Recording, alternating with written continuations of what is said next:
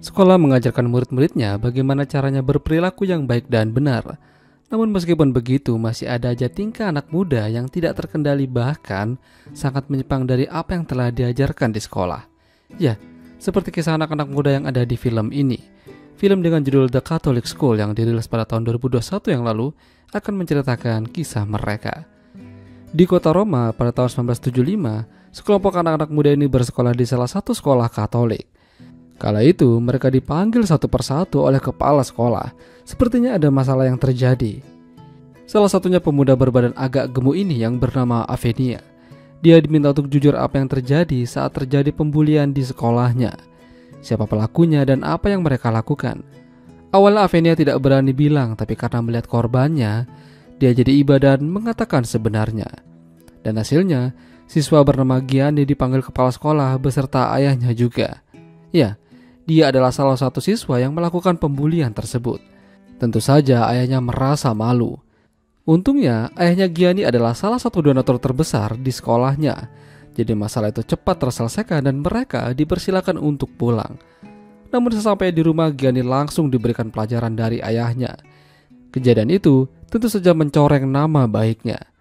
Jika sekali lagi dia lakukan, mungkin Gianni akan dikeluarkan dari kartu keluarga. Gianni tidak sendirian melakukan itu. Dia bersama teman yang bernama Angelo juga terlibat. Ya, mereka seperti anak-anak berandalan dengan status pelajar. Ya, meskipun begitu tidak semuanya anak-anak muda pada berandalan.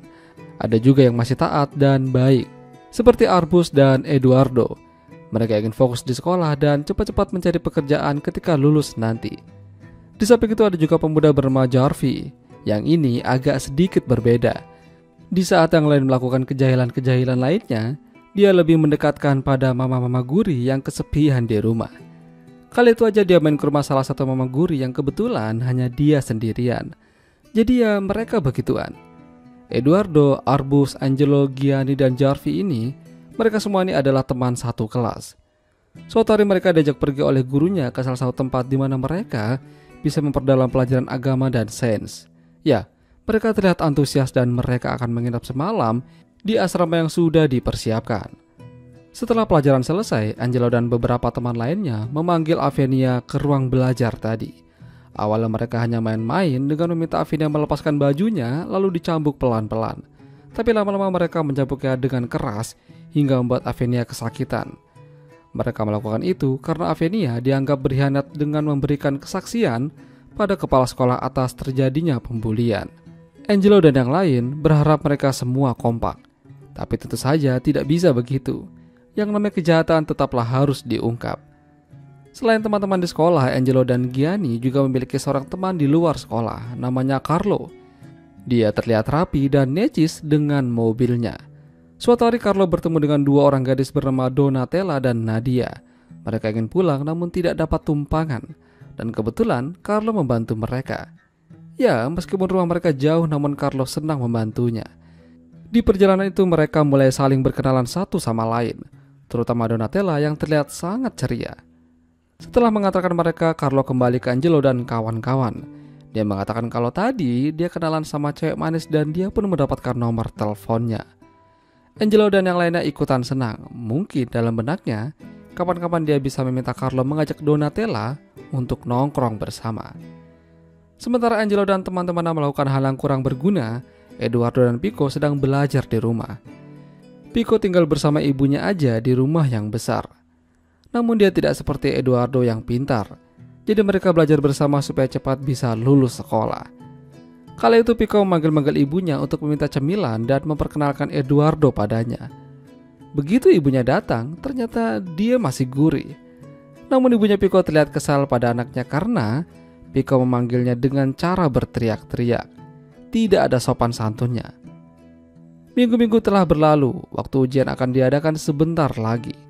Yang lain pada sibuk mempersiapkan diri, Angelo dan Gianni malah jalan-jalan dan ketemuan sama Donatella bersama teman yang bernama Rosaria.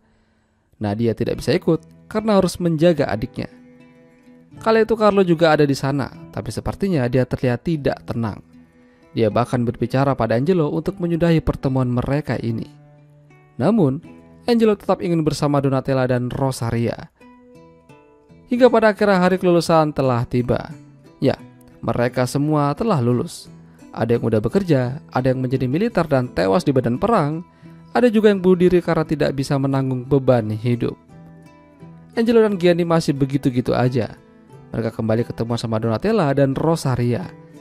Kala itu mereka akan nonton di bioskop, namun Angelo mengajak mereka ke tempat yang lebih bagus, sebuah villa milik Carlo katanya. Awalnya Donatella dan Rosaria tidak mau, namun karena terus-terusan dipaksa, akhirnya mereka berangkat. Ya, mereka akhirnya sampai di villa yang dibicarakan Angelo. Villa yang bagus berada di pinggir pantai. Bahkan Donatella aja sampai terkejut akan keindahannya. Eduardo dan Pico juga tidak mau kalah. Demi mengisi liburan, mereka menelpon teman wanitanya dan mereka jalan-jalan. Pico akan membawa mobil nantinya. Namun saat dia pulang ke rumah mau ambil mobil, dia terkejut melihat ada motor milik Jarvi. Apa yang dilakukannya di sana? Diam-diam dia masuk ke rumah dan melihat Jarvi sedang kuda-kudaan sama emaknya. Seketika Pico langsung terdiam dan tidak banyak bicara. Namun karena mereka lagi senang-senang, jadinya Pico harus berusaha tegar. Sementara Donatella dan Rosaria yang masih di villa memutuskan untuk segera pulang karena hari sudah larut. Namun apa yang terjadi sungguh mengerikan. Mereka malah dipaksa dan disekap di kamar mandi oleh Angelo dan Gianni. Di sini, Donatella dan Rosaria ketakutan. Mereka awalnya menganggap kalau Angelo sedang bercanda, apalagi mereka membawa pistol. Karena hari sudah malam, Gianni pulang supaya tidak dicurigai ayahnya. Dia juga mengabari orang tua Angelo kalau dia menginap di rumah temannya. Donatella dan Rosario diruda paksa untuk begituan. Kemudian mereka tidak hanya sampai di situ. Esoknya, datang seorang teman Angelo bernama Jacques. Dialah pemilik villa itu, bukan Carlo. Jadi selama ini Donatella dan Rosaria telah ditipu oleh mereka. 2 malam mereka di sana diperlakukan dengan sadis. Ketika Donatella dan Rosaria sudah melemah, mereka dimasukkan ke dalam bagasi mobil yang nantinya akan dibuang entah kemana. Kali itu mereka sampai di sudut kota. Gianni lagi-lagi izin pulang supaya tidak dicurigai ayahnya. Sementara Angelo berjalan-jalan meninggalkan mobilnya sendirian. Tapi ternyata Donatella masih menyisakan tenaga. Dia berteriak menggedor-gedor bagasi, hingga akhirnya ada seorang polisi yang lagi patroli menyadari akan hal tersebut. Tak lama kemudian 2 orang polisi mendatangi rumah Gianni dan disambut oleh ayahnya.